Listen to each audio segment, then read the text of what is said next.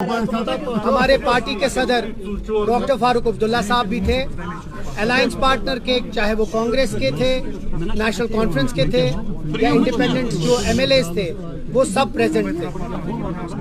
Meeting में एक thread discussion हुआ जिसमें बहुत सारी चीज़ों पे तबादलो ख्याल हुआ और इस मीटिंग में दो अहम रेजोल्यूशन पास हुए हैं।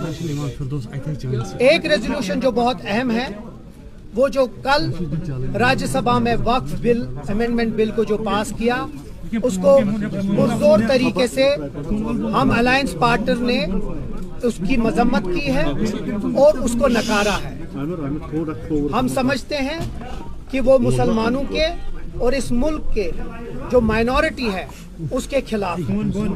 नंबर दो, जो दूसरा बहुत अहम एक रेजोल्यूशन है वो ये है कि हम समझते हैं कि जम्मू कश्मीर का जो लोगों ने मैंडेट दिया है, जो बढ़ चढ़ के लोगों ने हिस्सा इस इलेक्शन में लिया है, उस इलेक्शन, उस वोटिंग, उस मैंडेट की कदर करने की बहुत जरूरी है।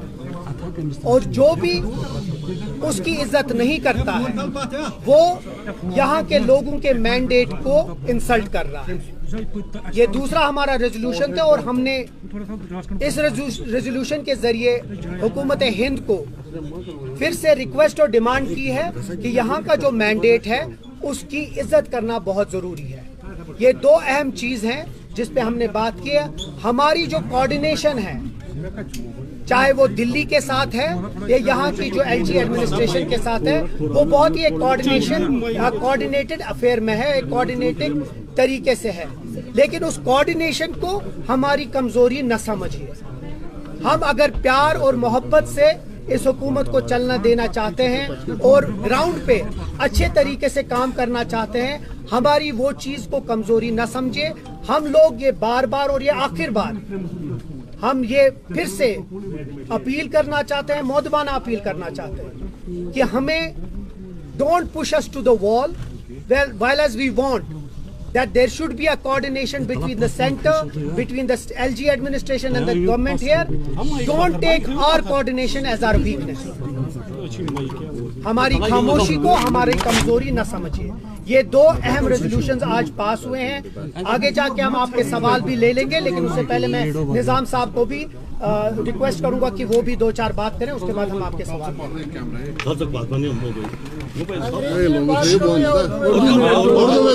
आगे ले जा रहे हो,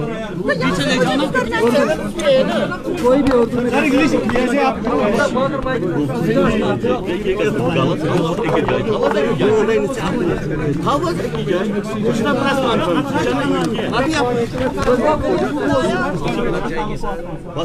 जैसा तनवीर साहब ने कहा, जनाब चीफ मिनिस्टर के कहने पे, उनकी दावत पे मोबाइल हटाओ यार, पार्टनर्स में जितने भी लेजिस्लेटर्स हैं उनकी एक तफसीली मीटिंग मुनक्किद हुई, जिसका मकसद मंशा सिर्फ ये था कि जो यहाँ पे सियासी हालात हैं, आईनी उमूरात हैं या इंतजामी उमूरात हैं, उस पर सैर हासिल बहस की जाए। बहस हुई, कुछ लॉन्ग टर्म इश्यूज थे वो ज़ेर बहस आए, कुछ शॉर्ट टर्म इमीडिएट इश्यूज थे वो ज़ेर बहस। पहले मरहले पे कि मैं जो कहूँ उससे पहले मैं ये कहना चाहता हूँ कि कुछ सीनियर लीडर